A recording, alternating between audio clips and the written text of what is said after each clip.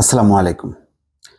মানুষের নিজেই অস্ত্রোপচার করতেন মিল্টন সমাদ্দার, ডিবি বলছে।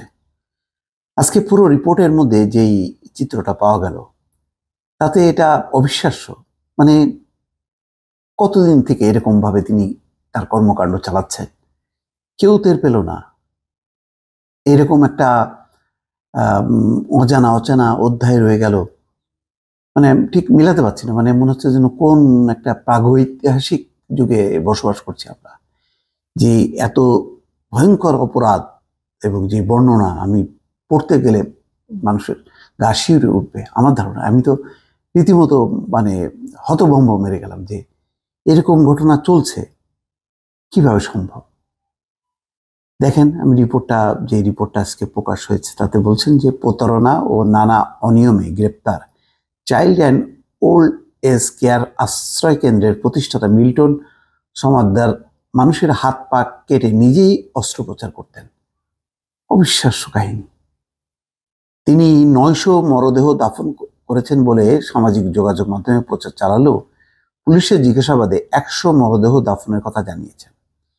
রোববার মিন্টো রোডের ডিবি কার্যালয়ে সাংবাদিকদের সঙ্গে আলাপকালে ডিবির প্রধান মোহাম্মদ হারুন রশিদ এই কথা বলেন। ডিবি প্রধান বলেন, বৃদ্ধ ও প্রতিবন্ধী শিশুদের মধ্যে যাদের শরীরে কোনো অংশ পচে যেত, সেই অংশগুলো তিনি ছুরি ও ব্লেড দিয়ে কেটে ফেলতেন।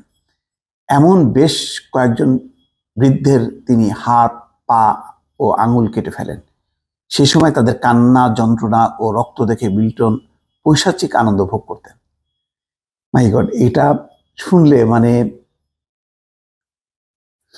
এটা কোনো মানুষ মিল্টন সমাদ্দার না কি, মানে ভাবাই যায় না, চিন্তাই করা যায় না এটা। তিনি কখনোই অসুস্থ ব্যক্তিদের কোনো হাসপাতালে নিতেন না। মিল্টনের অস্ত্রোপচার কক্ষে শুধু কয়েকটা ছুরি ও ব্লেড পাওয়া গেছে। এখানে তিনি নিজে অস্ত্রোপচার করতেন। কিভাবে সম্ভব এটা? আর এটা মানে কতদিন থেকে করতেন এই কাজ? এটা কোনো লিক হলো না। মিল্টনের ব্যাংক অ্যাকাউন্টে এখনো 1,25,00,000 টাকা আছে বলে জানান হারুন রশিদ। তিনি মূলত সামাজিক যোগাযোগ মাধ্যমে আশ্রয় কেন্দ্রের মানুষদের দাফন, বৃদ্ধ, বাক প্রতিবন্ধী, অসহায় মানুষদের আশ্রয়ের কথা বলে টাকা সংগ্রহ করতেন। কবর দেওয়ার সংখ্যা যত বেশি, টাকা সংগ্রহ তত বেশি হতো। ডিবির প্রধান বলেন, 900 মরদেহ দাফন করা নিয়ে জিজ্ঞাসাবাদ করলে মিল্টন জানান তিনি 100 জন মানুষকে দাফন করেছেন, তবে এর তথ্য প্রমাণ তিনি দিতে পারেননি। মিল্টন সমাদ্দার একজন মাদকাসক্ত ও সাইকোপ্যাথ মানুষ। টর্চার সেলে তিনি মানুষকে পিটিয়ে নিস্তেজ করতেন বলে জানান ডিবি প্রধান। ডিবি আরও জানায়, তিনি কিভাবে মানবতার ফেরিওয়ালা হলেন তা বোধগম্য নয়। পুলিশও তো কখনো যাই না এরকম মানে নির্যাতন করে কিনা, পুলিশের বিরুদ্ধে তো অভিযোগ আছে। কিন্তু মিল্টন সমাদ্দার একজন সাধারণ মানুষ হয়ে যেইভাবে তিনি কাজগুলো করতেন মানুষকে, সেগুলো অঙ্গ প্রত্যঙ্গ কেটে কিভাবে বিক্রি করতেন, কিভাবে কি করতেন, মানে পুরো বিষয়টা খুবই লাগে, মানে মেলানো যায় না। পুলিশ ও আদালত সংশ্লিষ্ট সূত্র বলছে, Milton Samaddar child and old age care নামে একটি আশ্রয় কেন্দ্রের প্রতিষ্ঠাতা।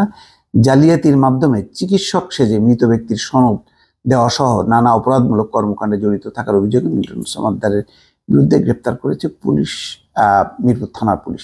আমার ধারণা যে এইটা আরো গভীর তদন্ত হওয়া দরকার, যে যেই অভিযোগগুলো উত্থাপিত হচ্ছে এবং যেটা ডিবি পক্ষ থেকে বলা হচ্ছে সেটা কি একদম প্রমাণিত বিষয় কিনা, সেটা কিভাবে প্রমাণ করা যাবে।